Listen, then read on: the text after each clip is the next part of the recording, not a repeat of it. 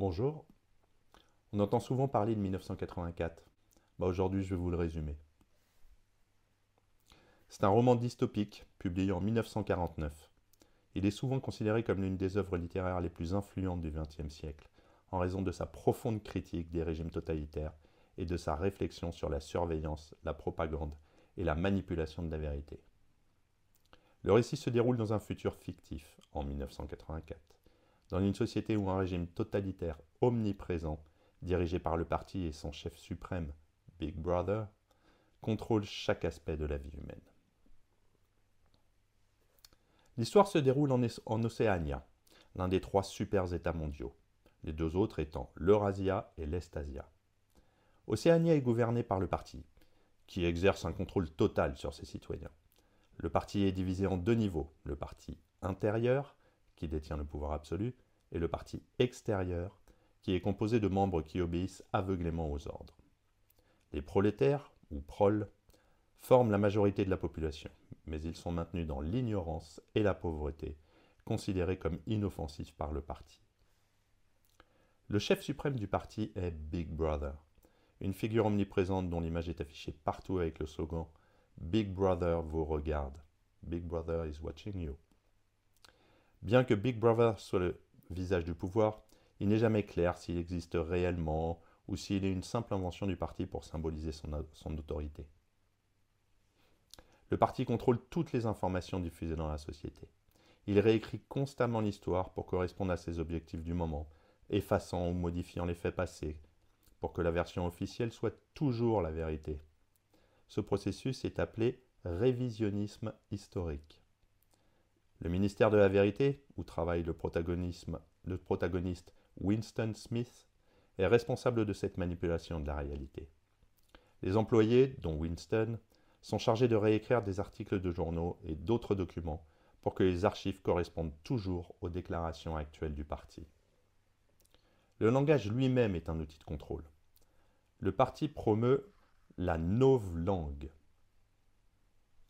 une langue conçue pour limiter la pensée en réduisant le nombre de mots disponibles pour exprimer des idées subversives. L'objectif ultime est de rendre toute forme de rébellion littéralement impensable, car il n'y aura plus de mots pour expliquer le mécontentement. Chaque citoyen est constamment surveillé par des télécrans, des dispositifs à la fois émetteurs et récepteurs de propagande, qui diffusent en permanence les messages du parti, tout en surveillant les comportements des individus. Toute déviation par rapport aux normes du parti, même dans la sphère privée, peut conduire à l'arrestation par la police de la pensée. Cette force répressive traque les crimes de pensée, c'est-à-dire toute pensée contraire aux principes du parti. Le simple fait de montrer un signe de doute ou de critique envers Big Brother peut être fatal. Winston Smith, le protagoniste, est un membre du parti extérieur, qui travaille au ministère de la Vérité. À 40 ans, il mène une vie morne et solitaire dans un petit appartement de Londres. Une ville en ruine, marquée par la pauvreté et la dégradation. Il est malade physiquement, ce qui reflète son malaise intérieur. Malgré son rôle dans la manipulation des faits, Winston est de plus en plus désillusionné par le parti. Il est hanté par des souvenirs flous d'une époque antérieure au régime, qui ne peut s'empêcher de comparer à la réalité oppressante dans laquelle il vit. Malgré la surveillance omniprésente, Winston nourrit secrètement des pensées de rébellion. Il commence à écrire un journal, une activité illégale et dangereuse, où il exprime ses doutes et ses critiques envers le régime. Il est conscient que ce journal pourrait le condamner à mort s'il était découvert, mais l'écrire est pour lui un acte de rébellion nécessaire pour préserver son humanité. Winston se souvient également d'une fois où il a croisé O'Brien, un membre du parti intérieur, lors d'une réunion officielle. Winston a senti une sorte de compréhension tacite entre eux, comme si O'Brien partageait ses sentiments de révolte. Cela lui donne l'espoir qu'il pourra exister une résistance organisée contre Big Brother. Winston commence une liaison amoureuse avec Julia, une jeune femme qui travaille également au ministère de la Vérité. Julia, bien que fidèle en apparence au parti, est en réalité très critique et exprime son opposition principalement par la rébellion personnelle, notamment en contournant les règles morales strictes imposées par le parti, comme celle sur la sexualité. Leur relation est dangereuse, car toute forme d'intimité et de passion est considérée comme une menace pour le parti, qui cherche à contrôler même les désirs les plus personnels des individus. Leur liaison est un acte de défiance envers le régime. Ils se rencontrent en secret, loin des regards, des télécrans, et partagent des moments d'intimité dans une chambre louée dans le quartier des Proles. Cette chambre, un lieu où ils se sentent temporairement libres, devient un refuge où ils peuvent exprimer leurs véritables sentiments. Encouragé par sa relation avec Julia, Winston devient plus déterminé à résister au parti. Il continue à écrire dans son journal et à réfléchir sur la manière dont il pourrait contribuer à renverser le régime. Il croit que le parti est vulnérable et que quelque part, une résistance organisée existe. Winston pense de plus en plus à O'Brien, convaincu que ce dernier est un rebelle secret. À un moment donné, O'Brien engage la conversation avec Winston et lui donne son adresse, en sous-entendant qu'il fait partie d'une organisation clandestine appelée la Fraternité, qui cherche à renverser le régime. Winston et Julia décident de rendre visite à O'Brien. Lors de cette rencontre, O'Brien confirme leurs suspicions en prétendant être un membre de la Fraternité. Il initie Winston et Julia aux idéaux de cette organisation et leur donne un livre théorique écrit par Emanuel Goldstein, l'ennemi public numéro 1 du parti, censé être le fondateur de la Fraternité.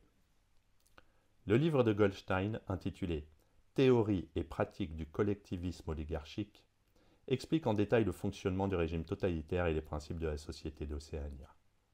Il révèle comment le parti utilise la guerre perpétuelle, la manipulation de l'information et le contrôle mental pour maintenir son pouvoir absolu. Ce livre renforce les convictions de Winston et l'encourage dans sa volonté de résister.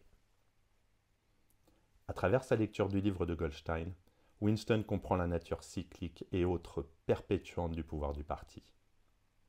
La guerre sans fin n'a d'autre but que de maintenir la structure sociale existante, où le parti reste au pouvoir.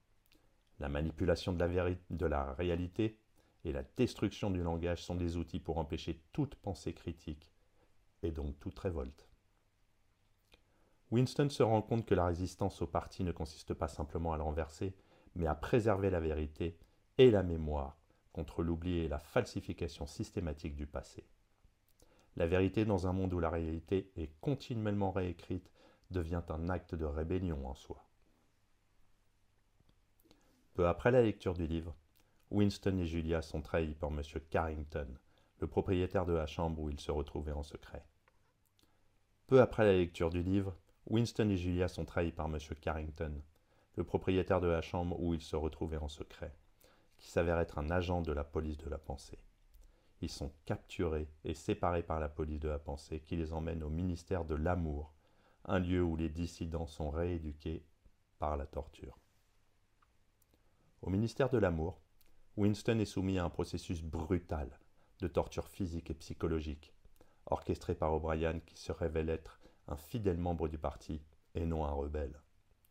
La torture vise à briser la volonté de Winston, à le forcer à renoncer à ses convictions et à aimer Big Brother. Le but ultime du parti n'est pas seulement de détruire les opposants, mais de les transformer en partisans convaincus. Winston subit des séances de torture de plus en plus intenses. On lui apprend à accepter le doublethink, la capacité à maintenir simultanément deux croyances contradictoires. Par exemple, il doit accepter que 2 plus 2 font 5 si le parti le dit. Cette idée montre à quel point le parti veut contrôler non seulement les actions, mais aussi les pensées et les croyances fondamentales de ses membres. La trahison finale. La phase finale du processus de rééducation de Winston se déroule dans la chambre 101, le lieu où chaque prisonnier est confronté à sa pire peur. Pour Winston, cette peur, elle est rats. Face à la menace d'une attaque de rats, Winston trahit Julia en criant à O'Brien de faire souffrir Julia à sa place. Cet acte de trahison représente la victoire totale du parti sur l'individu. Après cela, Winston est brisé. Il a renoncé à tout ce qui le définissait, y compris son amour pour Julia et son esprit critique. Après avoir trahi Julia et subi le lavage de cerveau complet, Winston est libéré dans la société. Il n'est plus une menace pour le parti car il est désormais complètement loyal. Il passe ses journées à jouer aux échecs dans un café, un homme vidé de toute volonté ou pensée indépendante. Il a été transformé en un citoyen modèle qui accepte tout ce que dit le parti sans questionner.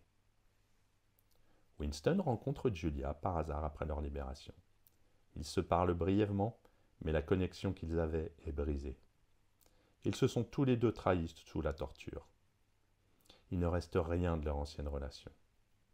Leur rencontre démontre l'efficacité absolue du système répressif du parti. Dans les dernières lignes du roman, Winston ressent une soumission totale à Big Brother.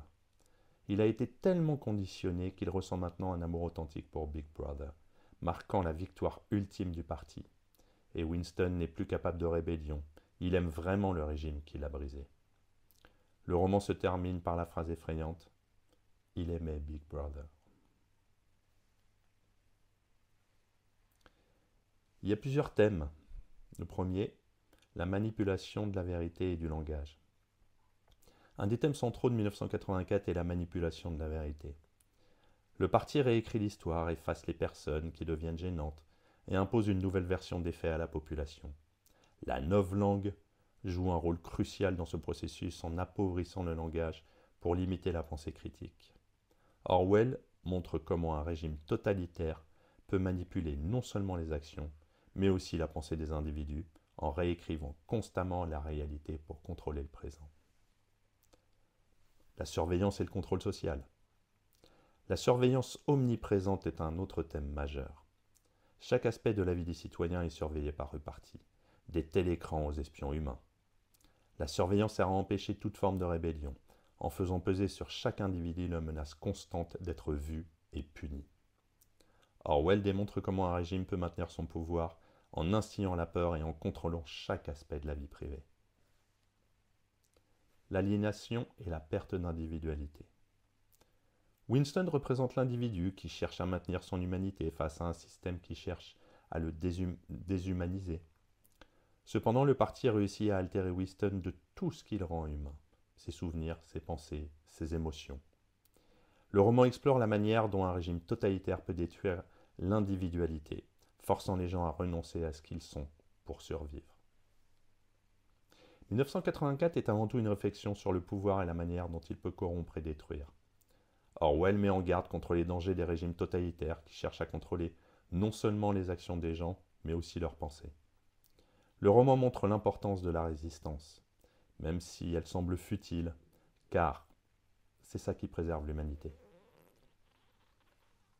Il critique également l'idée d'une utopie imposée de force où le bonheur est atteint par la soumission totale à un pouvoir central. La société d'Océania est censée être une utopie pour ses dirigeants, mais pour la population, c'est un enfer vivant. Et en cela, 1984 sert d'avertissement contre les utopies totalitaires qui promettent le paradis, mais créent en réalité un enfer sur Terre. Pour conclure, 1984 d'Orwell reste une œuvre prophétique et puissante qui continue de résonner dans le contexte moderne. Le roman explore des thèmes universels liés à la liberté, à la vérité, à la mémoire et à la nature du pouvoir. Orwell ne se contente pas de dénoncer les dangers des régimes totalitaires.